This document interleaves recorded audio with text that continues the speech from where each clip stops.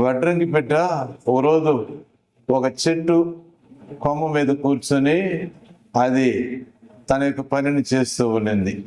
చిన్న చిన్న అది ఏమంటాము, ఆ పేడు ఉంటుంది కదా, ఆ పేడు కింద లేకపోతే చెక్క బ్రాండ్ పైన చెక్క కింద ఉన్నటువంటి పురుగులు తింటూ రంధ్రం వేసుకుంటూ ఉండింది, పుచ్చిపోయినటువంటి మానలని చూస్తూ ఉంటే. ఆ విధంగా అది వడ్రంగి పెట్ట తన యొక్క పనిని చేస్తూ ఉన్నది. హఠాత్తుగా పెద్ద పిడుగు, వర్షంతో కూడినటువంటి పిడుగు పడుతూ ఉంది. మరి సడన్ గా ఆ రెమ్మ, ఆ కొమ్మ అనేది అట్లనే విరిగి కింద పడుతూ ఉంది.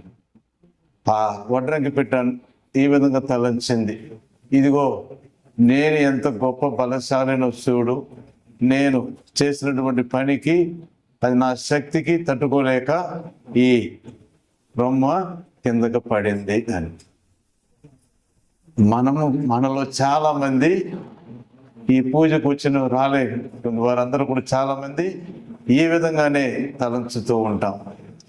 ఈ గడిచిన 2025వ సంవత్సరము నేను ఇది సాధించాను, అది సాధించాను, ఇంత డబ్బు కూడా పెట్టాను, అన్ని ఆస్తులు కొన్నాను, బంగారమును కొన్నాను, మరి అన్నిటిని కూడా సేకరించాను, ఇన్ని పదవులు ఆశించి ఉన్నాను, నేను తలుచుకుంటే ఏదైనా చేయగలనండి మనము విరబీగుతూ ఉంటాం.